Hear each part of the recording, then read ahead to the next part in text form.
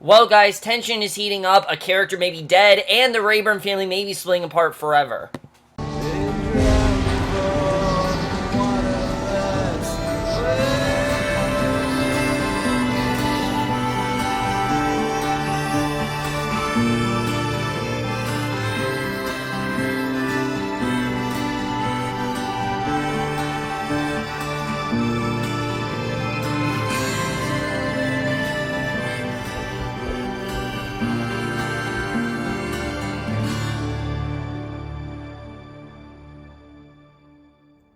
Hey guys, coming over for Bloodline, Season 2, Episode 6, Part 19. I was definitely looking forward to this episode. This season is, like I said, I think Episode 5 really was the beginning of the season, and this episode definitely shows that. I mean, this episode was incredible. This is what I love in Bloodline. I mean, this is probably the best episode since Episode 4. Episode was the only other really consistent episode, and this is by far the best episode of the season. So many crazy scenes in this episode, a lot of things going on in this episode, and like I said, from the looks of it, it may seem like Season 2 is about breaking up the Rayburn family for good. It really does seem like that is what, Season 2's, central theme is, that it's all about not just, showing what the Rayburns have been through in the past, but also breaking them up forever, and it's really crazy. But let's get into this episode. There's a lot to talk about, and the way we start things off, I knew this was going to be a great episode, because we start off, basically, and we see John. He's waking up mid-sleep. He hasn't been sleeping very good, as we see. He goes off to the bathroom and take his blood pressure medicine,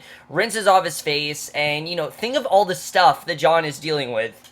For one, he's running for sheriff, and he has to face all of that. I mean, obviously he doesn't know all this work, all the legwork his sister is doing to make him the mayor, but he also has to deal with, trying to clean up and, not ruin his family name, and also have to deal now with Ozzy. There are so many things that he's dealing with, and it just is probably the worst time in John's life, and even though he's trying to do all these things, like I said, I feel like John is kind of punishing himself, because he feels that he's the one that will single-handedly, fix everything, and he doesn't really know. I feel like he doesn't really know if he's doing it at this point, and basically we don't know what's going on there. So then the next morning, probably the worst possible thing could happen to John, when his family is greeted by none other than Eve. And I'm not going to say Evangeline, because she's called Eve in this episode, and she assumes that they're judging the decision that she has made. Basically, she seems to be very curious about her, and basically, she's thinks they're judging the decisions that she's made, because they really don't seem to like her very much. They kind of want her gone, and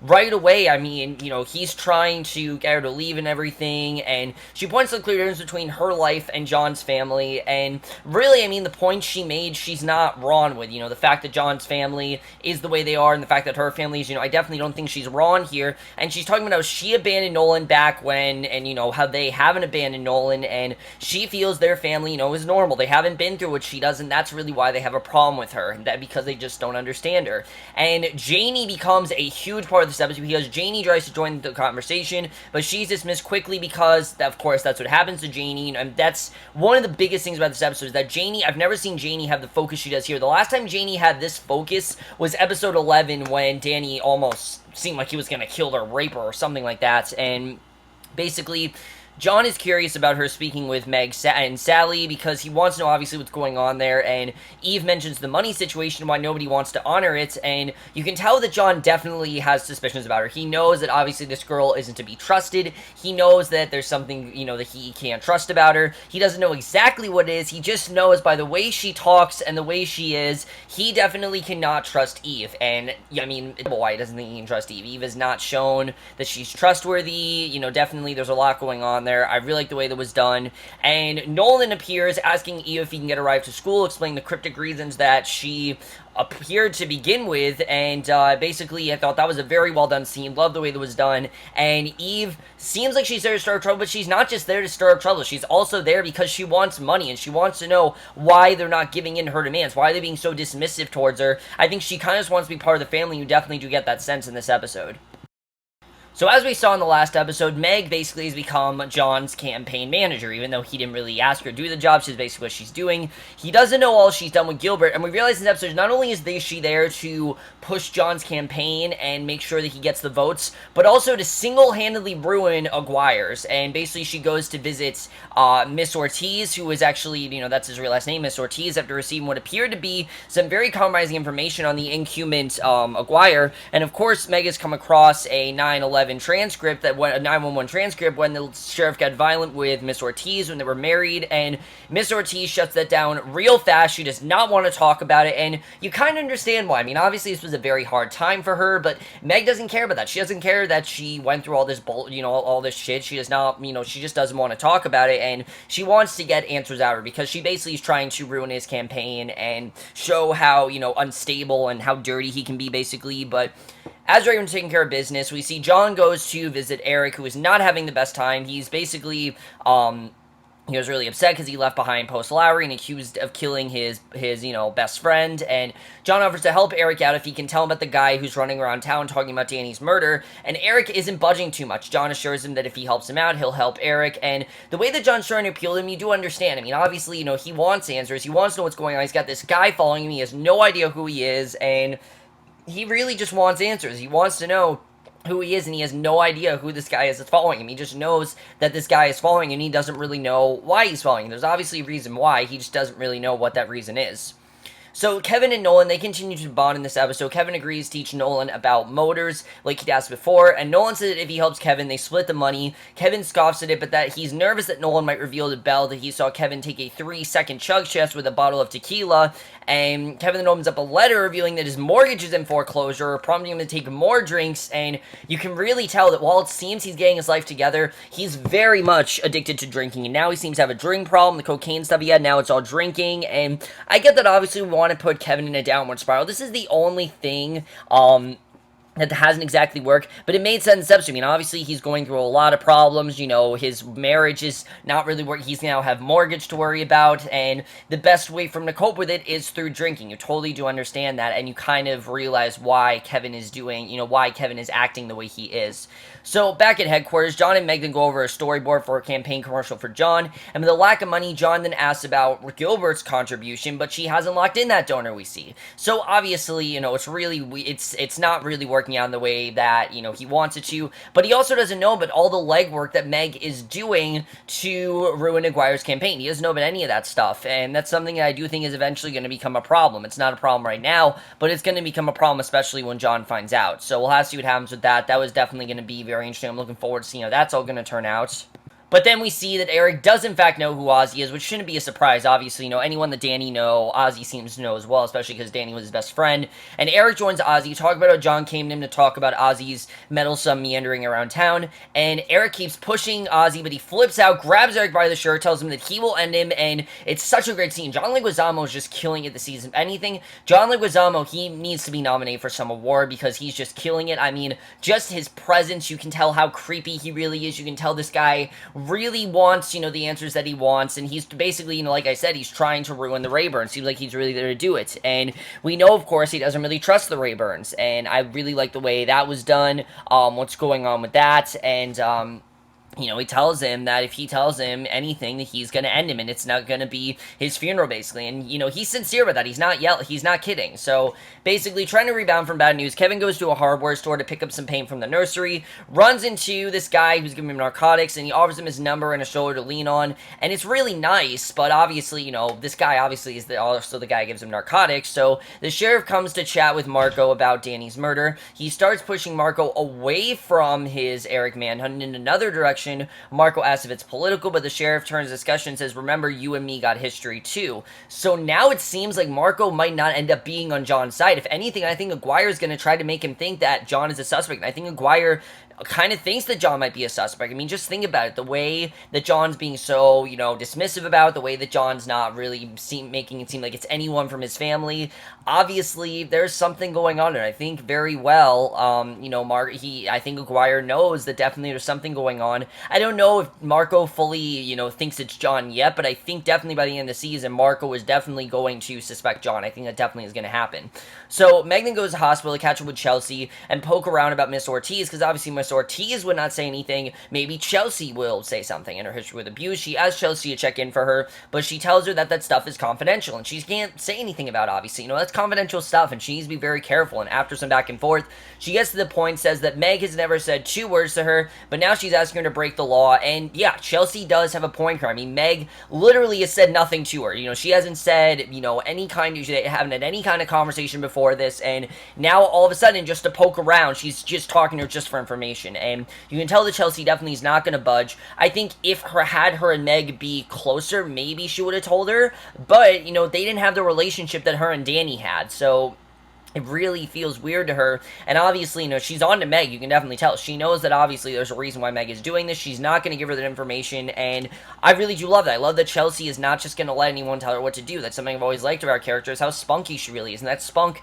definitely is continuing this season. And Eve, clearly, with nothing better to do, she stops by Janey's school, and this is really where things start to get crazy. She asks her if she wants to get a cup of coffee. Probably the worst mistake that Janey could have made is to actually go with Eve. Now, I understand Janey's intentions, obviously, that, Janey just really wanted to get away from all this, and she thought it was the best thing to do, but basically, she plays on Janey's curiosity. She takes Janey clothes shopping. They go out for coffee and these kind of things, and these two get actually very, very close, and it's really interesting how close these two end up getting, to the point where Eve gives her a gift, and then Jane finally asks, what the deal is and why she never knew about her and Nolan, because obviously she just showed up. She never heard about her and Nolan. There wasn't any, history about them. She just kind of showed up out of nowhere, and she doesn't know why she never heard about them, and it seems like she's finally going to tell her, and you don't know if she actually does, because we cut before she says anything. But I really like the way that was done. Janey, by far, those scenes with her and Eve are the highlight scene in this episode. So well done, and definitely probably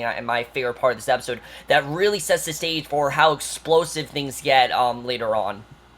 So while that whole thing is going on with Janey and Eve, we cut back to that, and also to Ozzy, who obviously, he wants to find John, but he's being very smart about it. He's not just going to go confront John. In fact, what he's going to do is go up to Diana, who, remember, already has suspicions about John, and if anything, this episode makes her even more suspicious, because he comes up to her, back for a run, notices she has a flat tire, and he just happens to be there to help. He starts talking about how great John is, and talking about Danny's murder, and that stuff would come out during the election, and obviously, this really is not working well at all, because now Diana knows that these two have a connection, and she knows that John and Ozzy, these two knew each other, and she doesn't know how exactly they knew each other, but she knows that obviously these two had some sort of relationship. She doesn't know what it is, but she definitely knows that there's something going on there. I love the way that was in, and the way that he is basically, again, trying to ruin them and get to John without actually getting to John is really interesting, because really, to her, she doesn't really know who Ozzy is. This is the first time she's even heard of the guy, and you can tell she's definitely very pissed that out of nowhere she's just suddenly hearing about him, and she really doesn't understand why John never said anything, which really is definitely upsetting her. So then we get to family dinner, and this is really when things start to get crazy. Janey is giving them all this attitude, asking them all these questions about why they really care about her or what's going on, kind of just being a typical teenager, but this is not how Janey usually acts. Janey usually is not dismissive. She's not at all rude, and they don't understand why all of a sudden she's, acting out, because she doesn't usually do this. And Diana ends up revealing to John about Ozzy and everything, feeling like he knows, and basically John doesn't know who she's talking about, but just from hearing what she's saying, he pretty much knows, what's going on. So he wants to put this to an end, because he's tired of this guy following him and his family. He doesn't know who this guy is. He just knows he's really creepy, and he has a feeling like he knows. He goes to her trunk and decides to get fingerprints from the tire iron, and the way that he decides to do that I thought was very smart. The way that John can tell that something is going on just from hearing a little bit about it, he can definitely tell. So back at home, Kevin paints the nursery, but Belle tells him that maybe they should hold back on any more playing, because the baby may not make it after all, and there's really this scare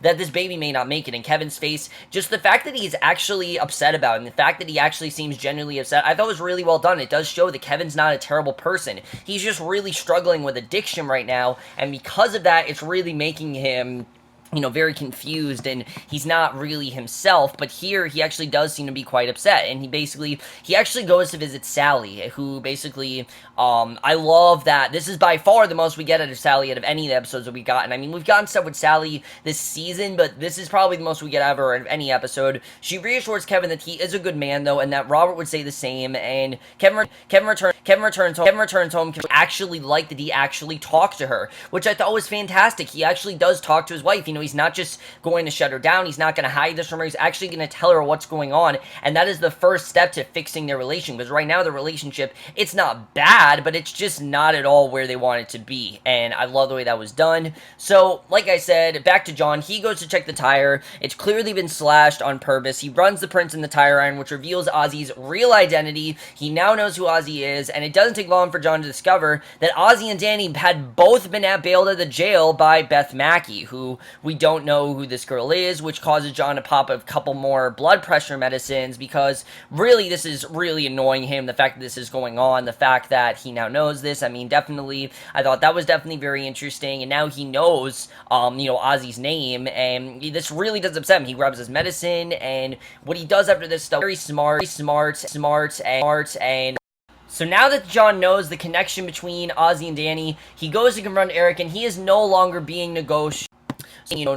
He is now basically interrogating him. He demands to know where Ozzy is. He finally chases Ozzy down in the bathroom, confronts him about his past with Danny, and of course, Eric's being super vague about it because he doesn't trust John. But then John gets that very serious, he gets this look on his face, tells him that Ozzy needs to leave town, and Ozzy asks if he's going to ask what he wants, but John says he should make sure he knows that he doesn't care, and Ozzy's not going to listen. Ozzy's not going to leave town. He's definitely not going to give in to his demands, and, basically John tells him to leave town today, pretty much. And, Eric wasn't getting an answer out of him, but John does find him at a bar, and the way that scene was done, the way that this is just upsetting John more and more, and like I said, he's really been holding back that demon inside him, because, like, I've said this before, John this entire season has felt like, some sort of cannon that's just waiting to go off, and in this episode, this is the episode where finally that, anger comes out, and he finally gets to get as upset as he's wanted to be. I think that anger finally comes out here. I really like the way that was done, and John makes sure that he knows that he doesn't care. Marco and the sheriff then return to the Red Reef Inn to do some more exploring into this Danny-John situation, and the sheriff insinuates that maybe John was around the day that man got brained in the hotel, and Marco is convinced that that can't be the case, though. So, Marco, obviously, he's trying to make John seem like the good guy, because he's usually the good guy. He's used to John looking like the good guy, but in this sense, John isn't the good guy. We know that John did, in fact, kill Danny. I mean, I said before, John never meant to kill Danny, but he did, in fact, kill Danny, and definitely we saw that here, and that's something that obviously is really going to affect him, the fact that Marco doesn't think much of it. But in a turn of events, though, Chelsea shows up to the campaign headquarters with details about Miss Ortiz and the sheriff's rocky past, and Chelsea says she owes John one for watching after her brother. It's actually a nice moment for these two. It seems like things are actually going to go well, and basically, it seems like this really settles the score. But then almost immediately, the story hits the news. Aguirre's reputation is put on blast. He denies all the allegations, claims of possible assaults on Miss Ortiz, drug use, and a bad fall, and clearly this really ruined things, and John has no idea what this is going on. Not even sure if John really knows about this, but, Aguirre has basically dismissed everything, and who knows if this is actually going to work out. I don't really think this is going to work. Just from what Aguirre said, I don't really think this is going to work. I think they want to sabotage his campaign, but I don't really know if Meg is going to be successful in doing so. We'll have to see what that turns out. That's going to be really interesting to see if she actually can, in fact, do that, and I'm surprised that, John doesn't know what's going on. The fact that she hasn't told John all of what she's doing, because Gilbert then visits Meg, gives her a large donation for spilling the beans about Aguirre. Meg questions what she has done, but Gilbert mentions some shadiness about how Robert might have bought the inn, and definitely that Gilbert's going to say more about it. He kind of just walks away. He's not really telling her what's going on, and I thought that was definitely really well done. Definitely, that was very surprising what ended up happening there, and then we get to the scene where everything starts to hit the fan. This is really when things get crazy, and I love the way that the scene was done.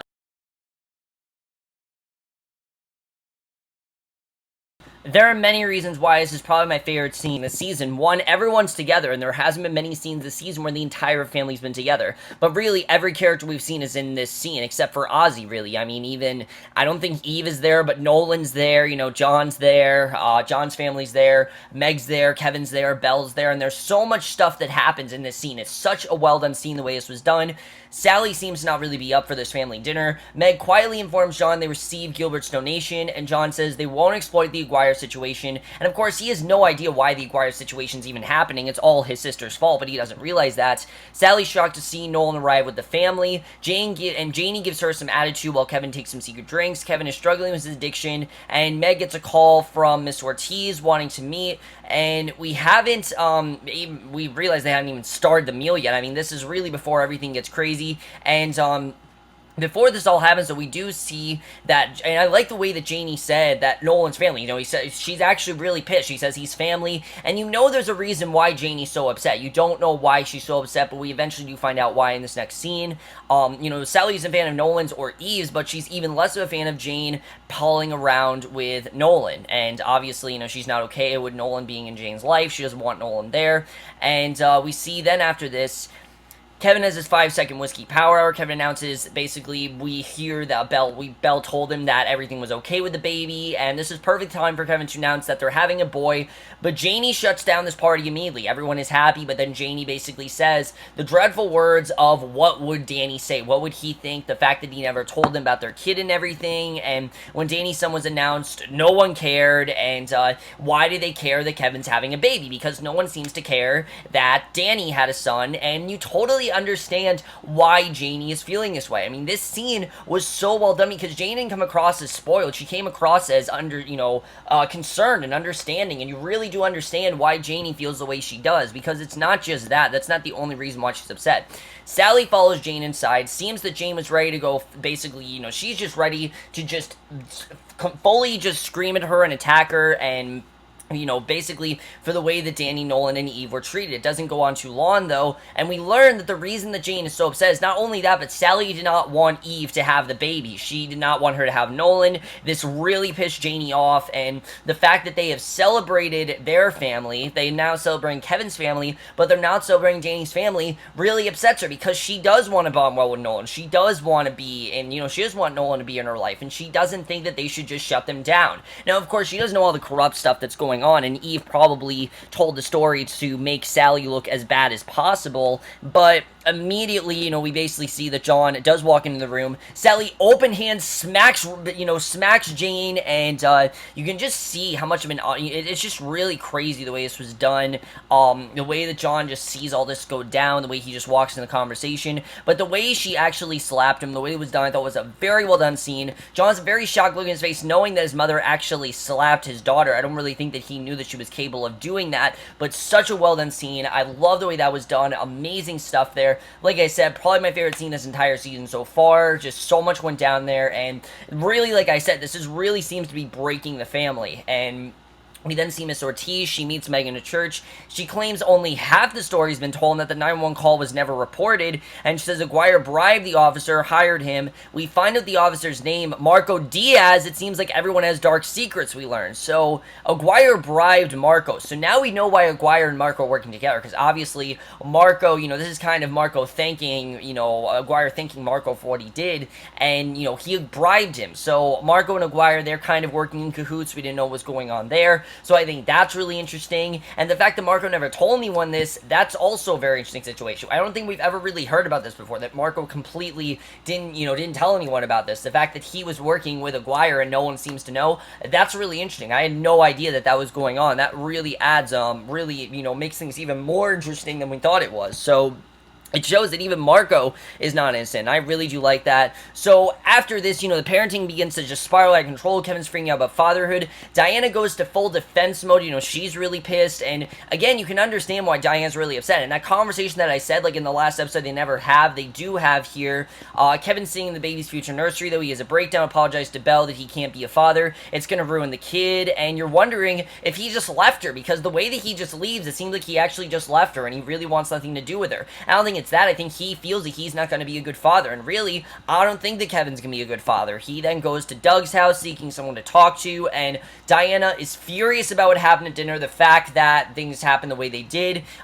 She basically, we see, why she's so pissed and everything. And again, you can understand. I mean, already she was understanding what was going on, and John finds a matchbook from the Red Reef on his own counter that has "Ask Me What I Want" written on the inside cover, and we see Ozzy's been hanging around, and this is the last straw. John, after all that's going on, he quickly races to the inn. He finds Ozzy, and I love the way this episode ends. He finds Ozzy right outside near the infamous room. The way that John, again, is really trying to ruin things. Ozzy just saying, let's talk, but John did not want to talk. He's not in a talking mood. He beats the living shit out of Ozzy. That is the way this episode ends via Piper Chapman, Orange is the New Black Season 1, which, by the way, Season 4 is amazing so far. I've been watching some of it. It's awesome stuff. I'll be hopefully review next week, because I'm probably going to finish it next week, but that is the way the episode ends. Crazy stuff overall, guys. Just really crazy episode. There's so much to talk about. Let's just get into it, because this episode really was explosive, but really, I think a great way to end the episode, really to show how crazy things are getting, and really, like I said, how I think very slowly the, Rayburn family is slowly being destroyed. So overall, guys, amazing stuff. Really, like I said, I think was the best episode of the season. There was so much amazing scenes and so much amazing stuff going on in this episode, from the dinner scene to everything going on with Ozzy. I mean, Ozzy alone, John Leguizamo, needs to win an Emmy after this episode. He really is incredible. He's been killing it all season, but specifically this episode, just the way that he's silently doing things, the way that he's kind of winning, I think is very interesting. The way that that's going on. Is Ozzy dead, though? That's really my question. Is Ozzy dead? Did John actually kill Ozzy? I'm hoping he didn't. I don't think he's dead, because Ozzy listed as the main character for the entire season. But if he's dead, I mean, I wouldn't really be surprised, because John's inner rage, like I said, finally came out in this episode. The way that John's been holding back that inner rage, it finally came out, and it was awesome to see. Diana and John's marriage as well. I really think that's going to be destroyed very quickly. The way that she's already being very defensive, and the way that she knew that stuff was going on with John. I mean, this just increases her suspicions. The way that she now knows that Ozzy knew who John was and knew their family, and John never told her anything, really is concerning her. And the fact that he never, I really feel like very soon she's going to find out what happened with Danny. She's going to find out very soon. She's going to find out on her own. I'm looking forward to seeing how that's going to turn out. Now, this whole situation with Marco, how does this ruin what Meg is doing? I don't really know what's going to happen there, but now we know that Marco and Aguirre, they've been working together, and Marco was, Aguirre's, Aguirre was the officer reporting, the job at the, Marco was the officer, basically. I thought it was very interesting. I thought it was a very good twist, and that was something that I really enjoyed. Really came out of nowhere, I have to say, but such a good twist. I love the way that was done. Really good stuff there overall. As far as Janey goes, I mean, you can totally understand what's going on. I mean, obviously, like I said, Eve is trying to ruin the family name, but you can honestly understand why Eve is so pissed at them. The way they just abandoned Nolan, and they seem so happy about Kevin's baby, it makes sense why they're really upset. Kevin, did he leave Belle? I mean, it seems like he kind of left her. I really hope he didn't, because it seemed like things were going well with Belle, and now they aren't, so that's going to be interesting to see how that all goes down. But overall, guys, amazing episode. Absolutely loved what's going on here. The season really seems to be picking up. I was really skeptical about the season, but these past few episodes really have been great. I cannot wait for the next episode. Definitely, we have 4 episodes left. I'm definitely going to finish the season this week. I will definitely see you guys for my next video, which will be for Game of Thrones, which I am so excited for tonight's episode, and I will see you guys for that. Okay, bye.